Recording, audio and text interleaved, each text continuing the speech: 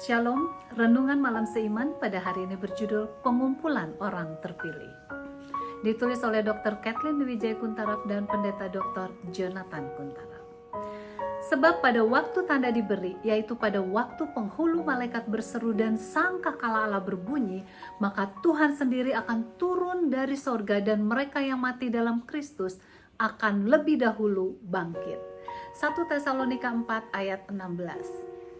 Kedatangan Kristus yang kedua kali akan menyentuh dua kelompok manusia, yaitu mereka yang menerimanya akan diselamatkan dan mereka yang telah berpaling daripadanya akan dimusnahkan. Salah satu aspek penting dari pendirian kerajaan kekal adalah pengumpulan semua orang yang sudah ditebus oleh Kristus, bagaimana tertulis dalam Matius 24 ayat 31, 25, 32 sampai dengan 34.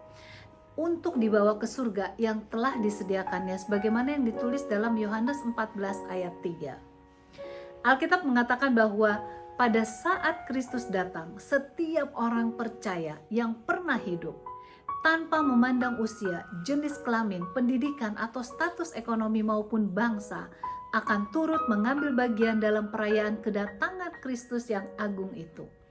Dua peristiwa yang akan terjadi secara universal adalah setiap orang yang telah ditebus dan telah mati akan dibangkitkan. Sedangkan orang saleh yang masih hidup akan terus terjadi suatu perubahan pada tubuhnya.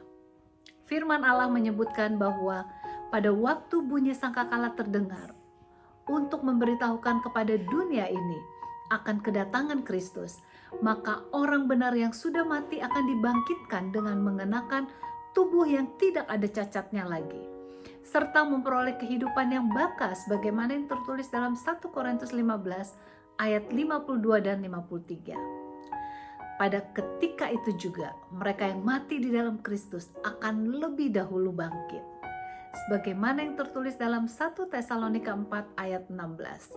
Dengan kata lain, mereka dibangkitkan sebelum orang benar yang masih hidup dibawa kepada Tuhan.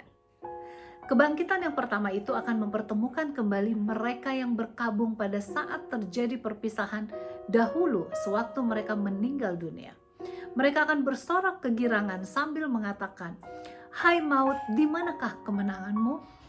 Hai maut, di manakah sengatmu?" Sebagaimana yang tertulis dalam 1 Korintus 15 ayat 55. Bayangkan, bukan tubuh yang berpenyakitan yang tua renta atau tubuh yang terpotong-potong yang masuk dalam kubur yang kelak akan diangkat pada waktu hari kebangkitan itu, melainkan tubuh yang baru, yang kekal, yang sempurna, tidak lagi dinodai oleh dosa yang membuat tubuh mereka hancur. Pengalaman kebangkitan orang-orang saleh merupakan penyempurnaan pekerjaan pemulihan yang dilakukan Kristus, di mana semuanya memantulkan gambar Allah yang sempurna, baik di dalam pikiran, jiwa, dan tubuh, sebagaimana yang tertulis dalam 1 Korintus 15 ayat 42 sampai dengan 54. Sungguh kita merindukan hari itu, di mana kita akan bertemu dengan kekasih yang telah mendahului kita.